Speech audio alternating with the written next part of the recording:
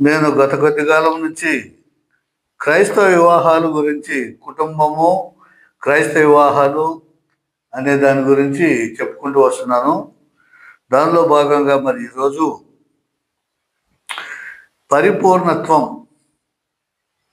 ఈ వివాహం చేసుకోవాలంటే పరిపూర్ణత్వం ఎందుకు అవసరం అనేది మీకు తెలియజేస్తాను.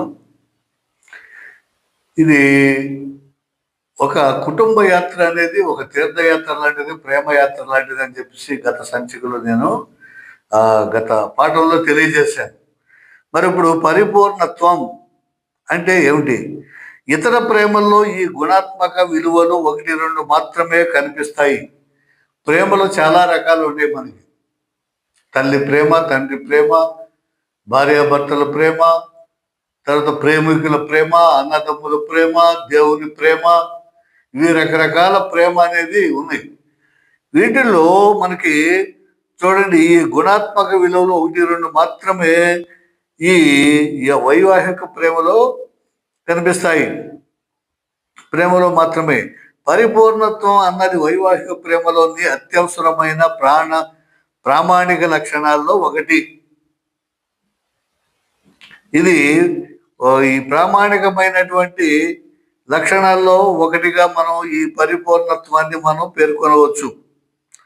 భార్యాభర్తలు ఒకరినొకరు పూర్తిగా అంగీకరించి ఒకరినొకరు సంపూర్తిగా అర్పించుకుంటారు. పెళ్లి చేసుకున్న తర్వాత ఒకరినొకరు ప్రేమించుకుని సంపూర్తిగా మానసికంగాను శారీరకంగాను సమర్పించుకుంటూ ఉంటారు. ఒకరిలో ఒకరు పరిపూర్ణంగా పూర్తిగా ఐక్యమవుతారు. ఈ అంగీకారం, ఈ అర్పణం, ఈ ఐక్యత అనేవి వారి జీవితంలో ఏదో కొంతకాలానికో కొంత భాగానికో పరిమితం సాధారణం. మానసిక శారీరక కలయిక మాత్రమే కాదు, ఇది ఇరువురు వ్యక్తుల కలయికగానే గాక 2 వ్యక్తిత్వాల సంపూర్ణ కలయిక. ఇందులో ఇద్దరు సమపాళల్లో ఐక్యమవుతారు. ఇద్దరు ఒకరికొకరు అయిన వారవుతారు. ఒకరిలో ఇంకొకరు సగమై ఇద్దరు ఒకటవుతారు. మమైక్యం అవుతారు. ప్రాణంలో ప్రాణమవుతారు. ఈ కలయిక వారి జీవితాంతం వరకు కొనసాగుతుంది. ఒకరినొకరు పోగొట్టుకోలేరు. ఎవరు వీడినా ఆవేదనే మిగులుతుంది. ఈ ప్రేమ అనేది, ఈ భార్యాభర్తల మధ్య ఉన్నటువంటి వైవాహిక ప్రేమ అనేది జీవితాంతం కొనసాగుతూనే ఉంటుంది. అది ఇద్దరిలో ఒకరు లోపించినా ఇంకొకరికి బాధపడుతూ ఉంటారు. మధ్యలో కొన్ని కల్మషాలు మరి వచ్చినప్పటికీ, చిక్కులు వచ్చినప్పటికీ, సంసార బాధకులు వచ్చినప్పటికీ, కొంతకాలం విడిపోయినా, దూరంగా ఉన్నా వాడు మనసంతా భార్య వెళ్ళిపోయింది అనుకోండి. భార్య వెళ్ళిపోతుంది కానీ, శరీరం వెళ్ళిపోతుంది కానీ మనసు మాత్రం వెనక్కి తిరిగి చూస్తూ భర్త మీదే ఉంటుంది. తింటున్నాడా, ఉంటున్నాడా, ఏమైపోతాడు అని చెప్పేసి ఈ కోపతాపంలో ఇలా జరిగిపోయింది అంటే ఆలోచిస్తూనే ఉంటారు. అదేవిధంగా భర్త కూడా ఒంటరి జీవితం ఎలా అనుభవిస్తుంది, వెళ్ళిపోతుంది. నేను ఉంటే అన్ని సమకూర్చి పెట్టేవాడిని, బిడ్డలు ఏమైపోతారు, నేనేమైపోతాను, భగవంతుడా ఏమిటి ఈ ఈ విపరీతమైనటువంటి ఈ సమస్య మాకు దాపురించిందని చెప్పేసి భర్త కూడా భార్య గురించి ఆలోచిస్తూనే ఉంటారు. అదే పిల్లలుంటే ఏంటి మా అమ్మ మా నాన్నకి తగాదాలు ఏంటి, దేని గురించి వీళ్ళు, మేమేమైపోతాం, ఇలా వీళ్ళు ప్రధానంగా కీచులాడుకుంటా కొట్లాడుకుంటా వెళ్తూ ఉండండి అని చెప్పేసి వాళ్ళు అంటారు. కాబట్టి ఈ పరిపూర్ణత్వ ప్రేమ అనేది జీవితాంతం ఒకరినొకరు పెనవేసుకుని ఉంటూనే ఉంటుంది.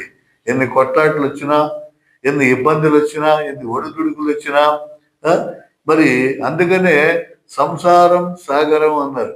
సాగరాన్నైనా ఎదొచ్చు కానీ సంసారాన్ని ఎదటం సామాన్యం కాదురా బాబు. చాలా జాగ్రత్తగా దాన్ని ఒడిదుడుకులు లేకుండా భగవంతుడు ఇచ్చినటువంటి ఆజ్ఞ మేరకు ఆయన ఆజ్ఞ శిరసారించి పిల్లల్ని పెంచి పెద్ద చేసి ప్రయోజకులు చేసి మేము వయోవృద్ధులు అయ్యేంత వరకు భగవంతుని సన్నిధిలోని ఉండాలి, గడపాలి. చివరాకానికి ఈ ప్రేమ అంతా కూడా భగవంతునిలో ఐక్యమైపోవాలి. ఈ ప్రేమ జీవులని కోరుకుంటారు ప్రతి ఒక్క భార్య భర్త కూడా. అది పరిపూర్ణత్వం అనేది. కొంతకాలం ఉండి కొంతకాలం పోయేది కాదు.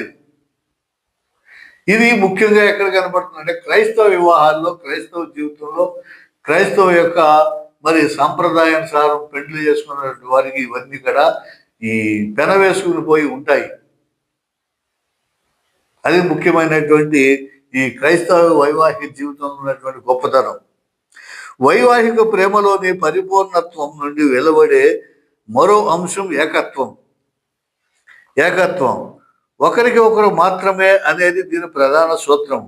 ఒక తల్లి ఎందరో బిడ్డలు ఉండొచ్చు. ఒక తల్లికి చాలా మంది బిడ్డలు ఉండవచ్చు. ఇదివరకు 6, 7, 10 మంది కాడ సంతానం, 12 మంది కాడ ఉండేవాడు. కానీ ఇప్పుడు తర్వాత 4 అయ్యారు, 4 తర్వాత 3 అయ్యారు, 3 తర్వాత 2 అయ్యారు, 2 తర్వాత 1 అవుతున్నారు. కాబట్టి తల్లి ప్రేమకు అది ఆటంకం కాదు. ఎంతమంది పిల్లలుండా అందరినీ సమానంగానే ప్రేమిస్తూ ఉంటుంది తల్లి. ఒకరికి చాలా మంది తోబుట్టువులు ఉండవచ్చు. సహోదర ప్రేమకు అది ఆటంకం కాదు.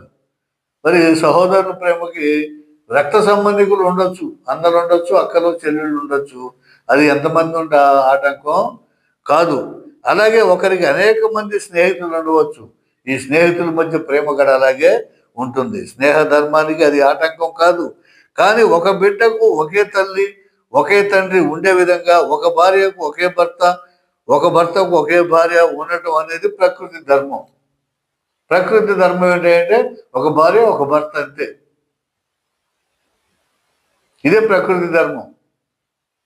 అనేక మంది భార్యలు అనేక మంది భర్తలు ఉండటం ప్రత్యేక ప్రకృతి ధర్మం కానే కాదు, ప్రకృతి విరోధం అది.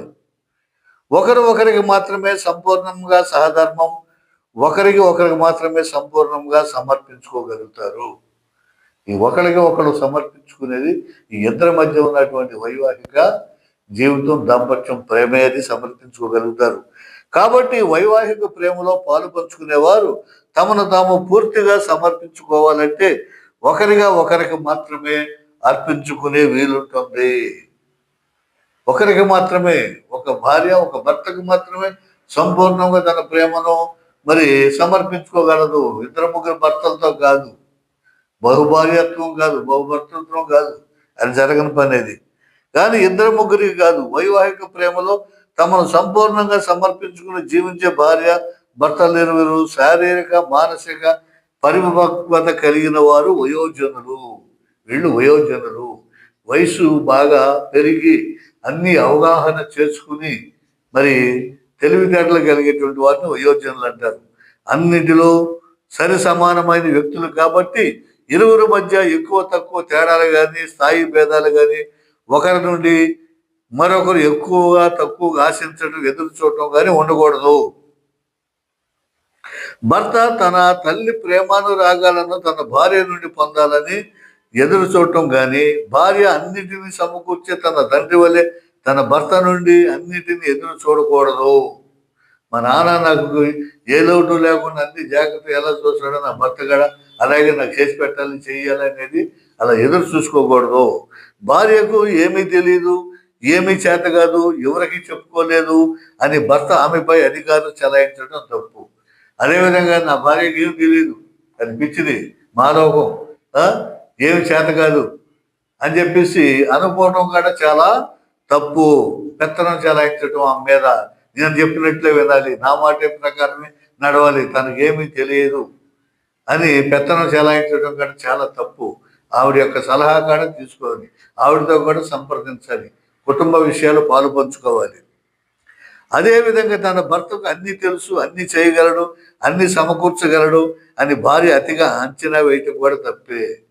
భార్య కూడా ఆయన చూసుకుంటాడులే, అన్నీ తెలుసు ఆయనకి, నా భర్తకు అన్నీ తెలుసు, తెలియంది ఏమి లేదు, సమస్తం ఆయనే చూసుకుంటాడని పూర్తిగా ఆయన మీద వదిలిపెట్టేసి నువ్వు మెలకుండా ఊరుకోవటం కూడా పెద్ద తప్పది.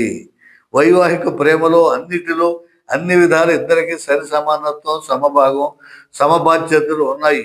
ఎందరిలోనూ హెచ్చు తగ్గులు లేవు. ప్రతి తలంపులో ప్రతి పనిలో ఇద్దరు సమానంగా పాలు పంచుకోవాలి. ప్రతి విషయంలో కూడా ఈ పని చేద్దాం, ఈ పని చేద్దాం, పిల్లవాడిని చదివిద్దాం, ఈ కోర్సు చదివిస్తే ఈ ఉద్యోగం వస్తుంది, ఈ డిపార్ట్మెంట్కి వెళ్తాడు, లేకపోతే ఇలా చేద్దాం, వైవాహికంగా ఎలా పెళ్లి చేద్దాం, ఎలాంటి వాళ్ళని చూద్దాం అని కూడా అన్నీ. లేదా ఒక పొలం కొనాలన్నా, స్థలం కొనాలన్నా, అప్పులు చేయాలన్నా, బాకీలు తీర్చాలన్నా అరమర లేకుండా మాట్లాడుకుని ఇద్దరు చక్కగా చేసుకుంటే ఏ ప్రాబ్లం కూడా జీవితంలో ఉండదు. పాలు పంచుకోవాలి, ఇచ్చిపుచ్చుకోవాలి. కాబట్టి అధికారం, స్వాతంత్ర్యం, నిబంధనలు అనేవి వైవాహిక బంధంలో తప్పక ఉంటాయి. ఇవన్నీ కూడా వివాహ బంధంలో తప్పకుండా ఉంటాయి. ఈ మూడు ఇద్దరికి సమానంగా ఉంటాయి.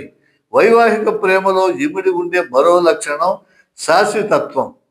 శాశ్వతత్వం. వీరి వైవాహిక బంధం జీవితాంతం కొనసాగుతుంది. పాత స్నేహాల వల్ల తరిగిపోదు, కొత్త స్నేహాల వల్ల కరిగిపోదు.